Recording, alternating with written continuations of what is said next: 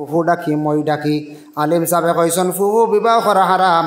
ফুফু কইতে গিয়া ফিসি কইতে গিয়া আপনার বাপর আপন বোন জেনে আপনার লাগি বিবাহ করা হারাম। এনর মুখ আপনি দেখতে পারবা। আর এমনি গ্রামের একজন ফুফু ডাকিছন, মাসি ডাকিছন, মই ডাকিছন, এই মারা গেছন আপনি মুখ দেখতা না, আপনার লাগি বিলকুল দেখা হারাম, যাইজ না, আপনি গুনাহগার হইবা। এর লাগি এটা জিন্দার উপরে কিছু দায়িত্ব আছে। আম তৌরে মুখ দেখাইতা না, আম তৌরে মুখ দেখাইতেন। স্বামী মারা গেছেন, মারা যাওয়ার পরে মহিলা ইদ্যত পুরা করতা 4 মাস 10 দিন। এই ইদ্যত আইছে আল্লাহর বন্দেগান। খেনে আইল ইদ্যত? আগে এক সময় আসলো মক্কা শরীফে, আরব দেশের মধ্যে একটা রেওয়াজ আসলো, কোনো মহিলা যদি হঠাৎ, কোনো স্বামী যদি হঠাৎ মারা যায়, মহিলাগুলোরে বড় জোর জবস্তি করিয়া বিবাহ করতাম। এক সময় আসলো আরব, স্বামী মরি গেলে এই মহিলা, অনেক মহিলা আসেন নানি, স্বামী মরি গেছেন বিবাহর 2 বছর পরে, 1 বছর পরে, 3 বছর পরে, 2 বছর পরে, 4 বছর পরে জোয়ান রয়েছেন মহিলা, ইলা ওই নানি মাঝে মধ্যে আল্লাহ স্বামীরে উঠাইলেন জমিন থাকি। তখন মহিলার জীবনে বড় চিন্তা হয়, বড় কঠিন চিন্তা হয়, বড় কষ্ট হয়। স্বামী কম বয়সে যদি মারা যায়, এই ধরনের মহিলার জীবনে চিন্তা হয়। তে ইলা যদি কম বয়স কোনো মহিলার স্বামী মারা গেছেন, নতুন বিবাহ হয়েছে 2 বছর 3 বছর, আরবে একটা জিহালতর যুগ আসলো, একটা রেওয়াজ আসলো, যেন আগে গিয়া এই মহিলার শরীরে ওলা এখন কাপড় দিলেই বা এই আগে বিবাহ করতা, ওলা ইচ্ছুক আসলো, একটা রেওয়াজ আসলো, বুঝাইছুনি মাত, যেইন আগে গিয়া চাদর দিবা বা রুমাল গাত দিবা, এই ই মহিলারে বিবাহ করতে পারবা, আগে দেন দিবা 1 নম্বরে যেন, ওলা একটা রেওয়াজ আসলো। এটা দেখো শরীয়ত কত সুন্দর, এটা বন্ধ হয়ে গেছে। তখন আয়াত নাজিল হয়ে গেল কি, ইয়া আইয়ুহাল্লাযীনা আমানু লা ইয়াহিল্লু লাকুম আন তারিসুন নিসাআ কারহা। এই আয়াত নাজিল হইল, ইমানদার হল তোমাদের জন্য এই মহিলা হালাল নাই, তুমি তাই জোর জবস্তি করিয়া বিবাহ কোনো মহিলা হলরে করিও না। আয়াত নাজিল হইছে, যার কারণে বন্ধ হয়ে গেছে গিয়া অটোমেটিক মহিলার স্বামী যদি মারা যান, মহিলা হলে ইদ্যত পুরা করতা কতদিন বলে 4 মাস 10 দিন। এই ইদ্যত করার মানে কি বলে, এই স্বামীর ঘরে থাকা অবস্থায় যদি তাই যদি গর্ভধারণ করিয়া তখন 4 মাস 10 দিনে অটোমেটিক প্রকাশিত হয়ে যাবা। মহিলার পেটে কোনো সন্তান থাকলে তার আগর স্বামীর তান সন্তান অটোমেটিক এটা প্রকাশ হয়ে যাইব গিয়া, ইদ্যত পুরা করতে লাগে। তার কারণে বিশেষ করিয়া স্বামী মরলে ইদ্যত পুরা করতাম। ইদ্যত পুরা করতে গিয়া 4 মাস 10 দিনের মধ্যে মহিলা বেগানা পুরুষ থাকি পরহেজ থাকতা, বেগানা পুরুষের সম্মুখে বাইর হইতা না, এমনেও তো বাইর হইতা না। তবে ইদ্যতর সময় মহিলার জন্য কঠোরভাবে নিষেধ আছে। এমতাবস্থায় মহিলায় বিভিন্ন রং ডং তামাশা জাক জমক তাকি বিরত থাকতা। মহিলার গায়ের মধ্যে সাদা কাপড় যেটা লাগানো হয়, ওটা যদি লাগাইয়া থাকত, মহিলার গায়ের মধ্যে সাদা কাপড় দেখিয়ে তার মনের মধ্যে আসবো আমার স্বামী মারা গেছেন, মনটা নরম থাকবো, দুর্বল থাকবো। স্বামীর জন্য দোয়া করবা। জেওরাত বেশিরভাগ যদি লাগাইতে পারেন যাইজ আছে, তবে না লাগানি বালা, জাক জমকওয়ালা কাপড় লাগাইয়া মহিলা রং ডং তামাশা যেইতা না। যদি যতদিন ইদ্যত পুরা করবা, যদি ফরনে যদি কাপড় থাকে সাদা, সবসময় স্বামীর কথা ইয়াদ ওই বন্যা না কোন চায় বলে আমার স্বামী মরসন গতিকে আমার গাত আজকে সাদা কাপড়, আজকে আমার সাদা কাপড় লাগাইল। স্বামীর জন্য দোয়া করবা, খান দিবা, আর আল্লাহ ফায়দা দিব। মহিলা ইদ্যত পুরা করলে মহিলাও সওয়াব অংশীদার হইবার লাগি এটা মহিলা ইদ্যত তেন পুরা করিয়া যাইতা। আল্লাহর বন্দেগান হতার প্রসঙ্গে আমি বাক্য আলোচনা করলাম। সাদা কাপড় পরিধান করা সুন্নত। এর জন্য সমাজ আমরা শুক্রবার দিন, জুমার দিন সাদা কাপড় পাঞ্জাবি লাগাইয়া আমরা মসজিদের মধ্যে যাইতাম, যাবার চেষ্টা করতাম। সাদা কাপড়ের প্রতি একটু সারাই খেয়াল করকা। আমরার নবী, বিশ্ব নবী আজ থেকে 1500 বছর আগে এমন একটা ইউনিফর্ম বাইর করিয়া গেছ, যে ইউনিফর্মটা গোটা বিশ্ববাসীর মানুষেরা কিন্তু মানিয়া নিছন, সবাই পরিধান করতে পারেন। কোনটা বলে পাঞ্জাবি? আমরার দেশ বড় বড় ফৌজ হল আসত, মিলিটারি আর্মি যারা আছে, আসেন না 6 ব্যাটালিয়ান, BSF, পুলিশ, এরার গায়ে যেটা ইউনিফর্ম থাকে, এটা আপনি যদি গাত লাগাইন ব্যবহার করেন, আপনি পারবেন কোন চাই? জি না, অবৈধ।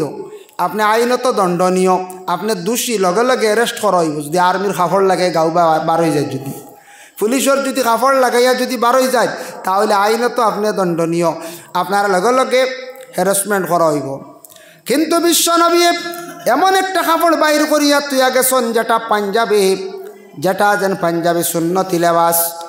আজকে ভারতের প্রধানমন্ত্রী নরেন্দ্র মোদী, যে আমরা প্রাইম মিনিস্টার, তাই ন লাগাইন, আসামের মুখ্যমন্ত্রীও লাগাইন, বড় বড় পলিটিক্যাল লাইনে রাজনীতিবিদ মানুষ যারা লাগাইন, মাস্টাররাও লাগাইন, যারা বচ্চন কাপড়টা সম্মানী সবে লাগায়। কিন্তু এটা লাগানির পরে কোনো ধরনের দ্বিমত আয় না, কোনো অসুবিধা নাই।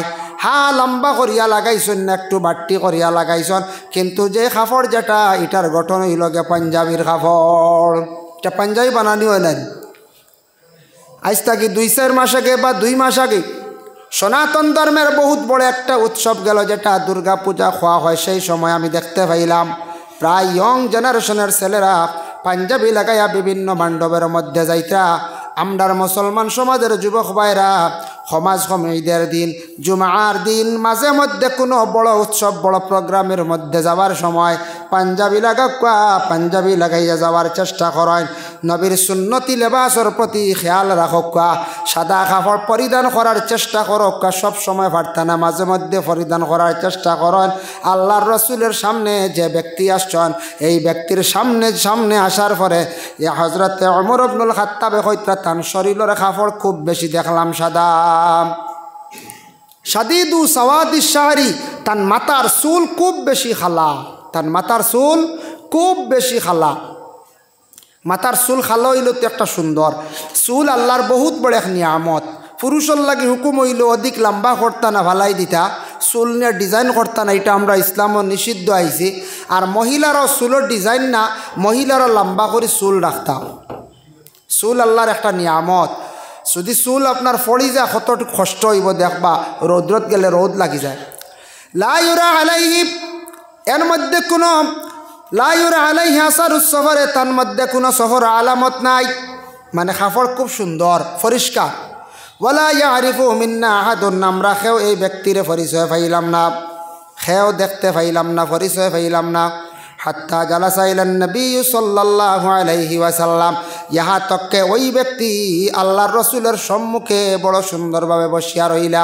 ফাসনাদা রুকবাতাইহি ইলা রুকবাতিহি ওয়া ওয়াজা কাফাইহি আলা ফাখিজাইহি, আল্লাহর রসুলের হাঁটুর সঙ্গে হাঁটু মিলাইয়া দুনো হাত, দুইখান হাত জানু মোবারকর উপরে রাখলাম। মানে বড় আদবর সহিত আল্লাহর রসুলের সামনে বড় আদবর সহিত এই ব্যক্তি বসছেন। উমরে কইত্রা হাঁটুর সঙ্গে হাঁটু মিলাইয়া, মানে আমনার সামনার দুইখান হাত হাঁটুর উপরে, এতে বোঝা গেছে নমাজর তরিকায়, মানে আদবর সহিত। সবটা কি সুন্দর বসার তরিকা হইল নমাজর তরিকা। ইলা যদি বেশি বোয়া যায় না জানু পারছেন, তবে প্রথমে আদবর সহিত নমাজর তরিকা বসার আমরা চেষ্টা করতাম। সবটা কি হইল গিয়ে আহসন তরিকা। আচ্ছা, কত সময় পরে বেজুত করছে, তাহলে ঘুমাইবার সময় ডাইন করটে আল্লাহুম্মা বিসমিকা আমুতু আহিয়া পড়িছন, ডাইন করটে ঘুমাইয়া সুন্নতরে আমল করিয়া পরে বেজুত করে গড়ি মারছন, বাধা নাই, সুন্নতর উপর আপনার আমল হয়ে গেছে গিয়া। ঠিক তদ্রুপ মহফিলও গেছত, মসজিদও গেছত, গিয়া আদবর সহিত আমরা বসার চেষ্টা করতাম। আমরা আসেনু আগ থাকতে জায়গা কি জুড়িলে খাইতে সুবিধা হইব, বলা না এক ঘুরে আগ থাকতে জুড়িলাই, যেন যাই জানু ভাড়া, যেন যাই মসজিদও গেলেও দেখবা জানু ভাড়া। এখন লম্বা টাইম বইছন, বাধা নাই, মসজিদত জুমার দিন গিয়েও দেখবা প্রায় অসংখ্য মানুষ জানু ভাড়া। আদবর সহিত আমরা বসার কায়দাটা আইছে না, চেষ্টা করতে আছে লং টাইম, লম্বা টাইম জানু বাড়ছে, কিন্তু জুমাবারে সামনের সফ জানু ফাড়িয়া বোয়া একটা অসুন্দর লাগেন না, এখন যায় একটা বেয়াদবি মুখা লাগেন না। এর জন্য রাসূলুল্লাহ সাল্লাল্লাহু আলাইহি ওয়াসাল্লামের কতটুক আদব আসলো দেখো, আমি আপনাদের সম্মুখে তুলে আনতে চাই। আমরার নবী ঘোষণা দিছেন, মাল্লাম ইয়ারহাম সগীরানা ওয়ালাম ইউআক্কির কাবীরানা ফালাইসা মিন্না। রাসূলুল্লাহ সাল্লাল্লাহু আলাইহি ওয়াসাল্লামে ফরমায়, যারা আমার উম্মতের মধ্যে বড় যদি ছোটরে স্নেহ মমতা যদি করে না, আর ছোট যদি বড়ের যদি সম্মান করে না, জানিয়া রাখবা তারা আমার উম্মতের মধ্যে নাই। এর লাগে আমরা ছোট যারা আছি বড়রে আমরা সম্মান করতাম, বড়র প্রতি সম্মান রাখতাম, আর বড় ছোটরে কি করতাম বলে মায়া মহব্বত করিয়া ডাকিতাম, মহব্বত করতাম। বড় মায়ার নজরে চাইতা, আর ছোটোয় বড়রে সম্মান কর্তা। নবীজির কতটুক সম্মান আসলো সামান্য একটা ঘটনা নিয়ে আপনাদের সম্মুখে আমি বুঝাই। বগবী কিতাবের মধ্যে লেখছেন নবীজির যখন বয়স আসলো মাত্র 12 বছর, মাত্র 12 বছরের তাই বালক শিশু আসলা। 12 বছর বয়সে আল্লাহ রসুল সাল্লাল্লাহু আলাইহি ওয়াসাল্লামের চাচা আবু তালিবের দায়িত্বে তাই ছিলাম। একদিন চাচা আবু তালিবে কইলা 8 বছর থাকি 12 বছর পর্যন্ত আমার বাতিজারে আমি সঙ্গে আমি রাখলাম। একদিন কইলা ও বাতিজা মোহাম্মদ তুমি মক্কায় থাকো, আমার সঙ্গের সাথী নিয়ে আমি শামর উদ্দেশ্যে আমি তিজারত যাইতাম। শামর উদ্দেশ্যে তিজারত যাইতাম, তুমি বাড়িতে থাকো। নবীজি মানলা না, কইলা না চাচা আপনি আমার লগে নেওয়া লাগবো। টোটেল 52 জন কাফেলা লইয়া শেষে বাতিজা সঙ্গে লইয়া আল্লাহর রসুল রওনা দিছন শাম, রওনা দিছন মাল আসবাব লইয়া হন বিক্রি করতা। আসার সময় সেই জায়গাতে কিছু সামান আনবা, এইভাবে সিস্টেম। দেখুন না আপনার আর দক্ষিণ এলাকান দিয়ে বেশি সুপারি আছে, আসেন না? না সুপারিও আছে, সবজিও বেশি ফসল ফলানি হয়, ফরাসি বেশি ফলাইতে। ফরাস খালি কোনো আপনার হাইলাকান্দির তাকেনি না, প্রায় আসাম সয়ে গিয়া আস্তা আসাম বাংলাদেশও হইতে পারে, এক্সপোর্ট হইতে পারে, দেখি আর না হয়তো।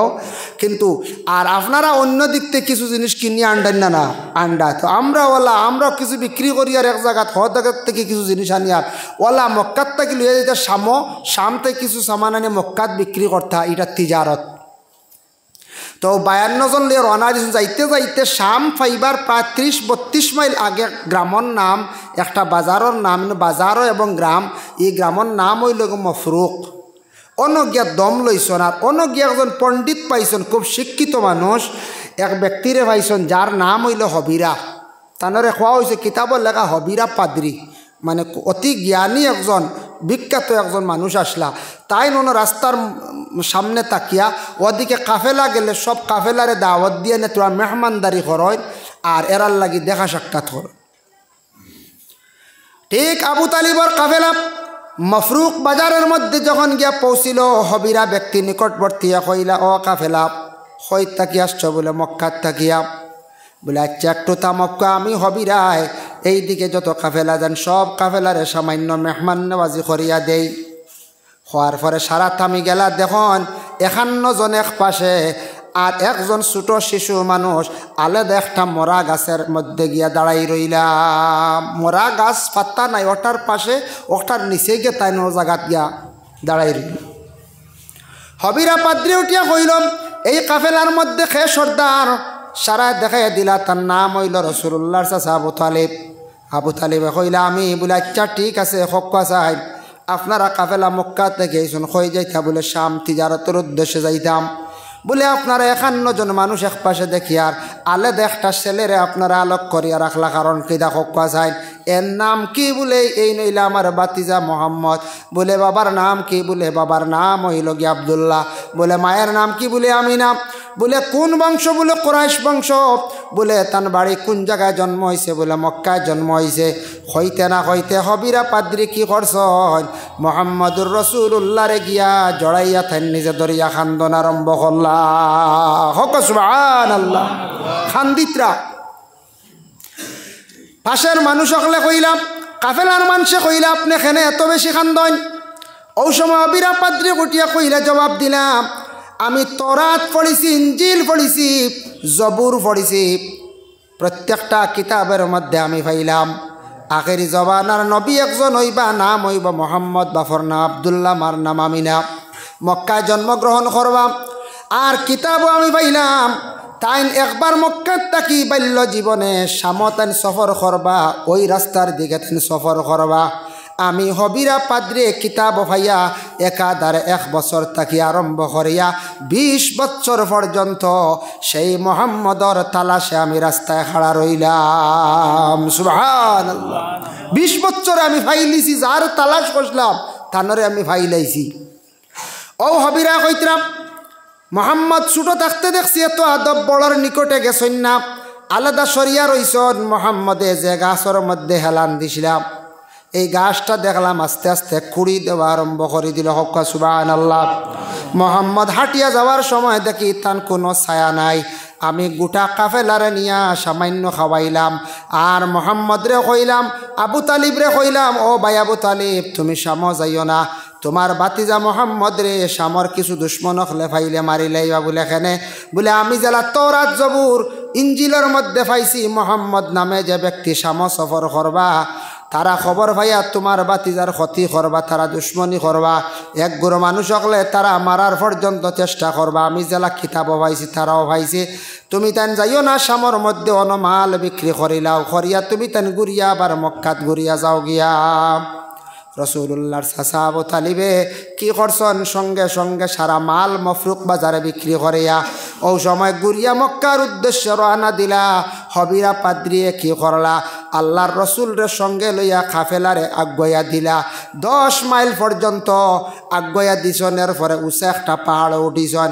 সেই পাহাড়ের নাম হইল জাবালা নামক পাহাড় সেই পাহাড়ে উঠিয়া তার খান্দিত্রার কইত্রা হারে জীবনে আমার মোহাম্মদর লাগি দেখা হয়ে গেল আর হয়তো জীবনে শেষ আর দেখাও না হইতে পারে হইয়া জাবালা নামক পাহাড়ে উঠিয়া বলে খান্দিছন খে বলে হবিরা পাদ্রিয়া খান্দিলাম আগুয়া দিলা কেনে ওই দিন আগুয়া দেওয়া আগুয়া নেওয়া ইতই লগিয়া সম্মান করা ইতার থাকি মহব্বত বাড়ে আর যদি আপনার বাড়িতে কুটুম আসার পরে আপনি যদি গরো বইয়া খালি ফোন করেন আক্কা আমি গরো আছি আক্কা ও গেট ও সামনে আরো ছুড়াই গেট কথা যদি কয় কুটুমে কইবা অত বেয়াদব মানুষ দুই ভাড়া আগুয়া নিলা না ইনু খেয়েও যদি কুটুমালা করতেছে আর কুটুমালা করতো না করবো নি কোন চাই জি না আর যদি খবর পাইন বলে আইকা বাড়ির সামনে আওয়ার পরে দৌড়াইয়া যদি আগুয়া যদি নেন সসম্মানে গড় নেন আবার যদি আগুয়া দেন কোন চাই